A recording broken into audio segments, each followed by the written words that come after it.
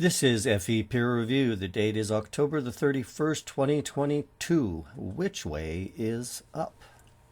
Craig, also known as FTFE, put out a little video yesterday that was quite entertaining. He had somebody by the name of 33 equals flat earth show up on his live stream, and they got into a interesting discussion, which I think you might all enjoy.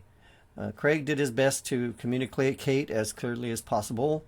The guy insistently interrupted and wouldn't let him finish the sentence, and Craig was rather nice and didn't, he held, as he said, held his feet to the fire, but he can really make an impression. Craig can. Anyway, he let the guy show himself to be the fool that he was, and it was an entertaining video. I just wanted to, in my usual manner, left a comment. And I wanted to share that comment with you all because I thought there was something to it. But first, let's take a quick look, a snippet of about 1 minute out of Craig's video. All right, so the top of the nail clipper. Yeah. Okay, now take off. You're in the North Pole. You're going to fly down to the South Pole with Buzz Aldrin and all your pals. Right? Yep. Now you're upside down. No, you're not. Explain to the viewer. Can you wait a minute. Don't say no, I'm not, because I'm Buzz Aldrin right now. I'm sitting on the moon with his family that he dropped off back in 1960 whatever 9.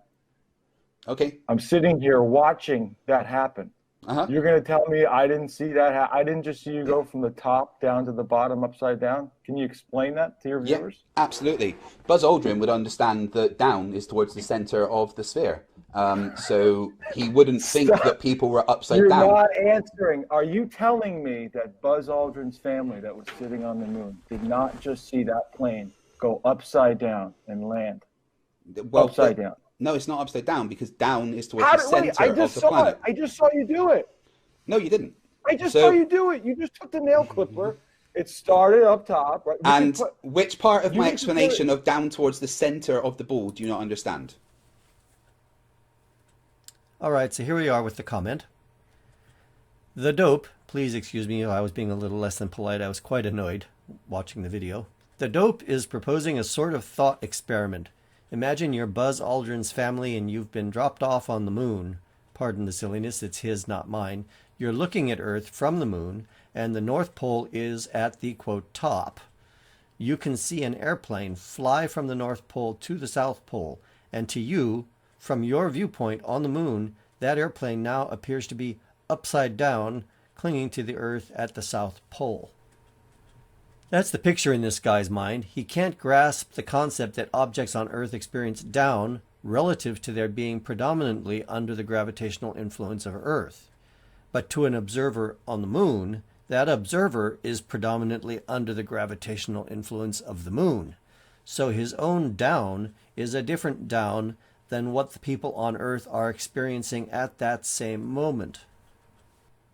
It's a fundamental problem in subjective perception. People like this guy can't escape from a false perception that they are the center of the universe.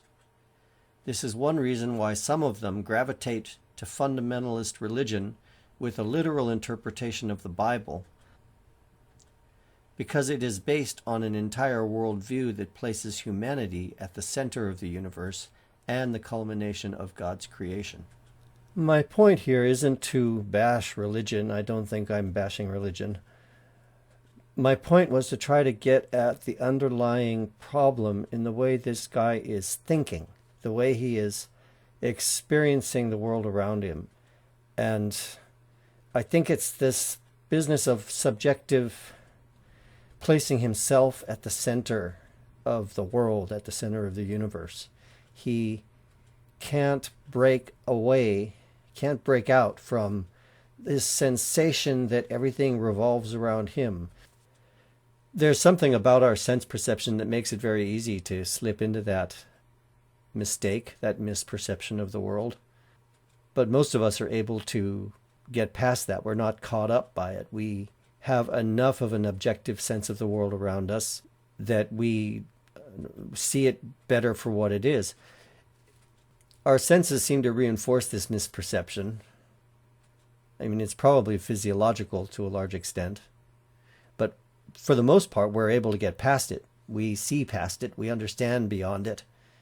Might have something to do with how we're raised and a natural sense of empathy.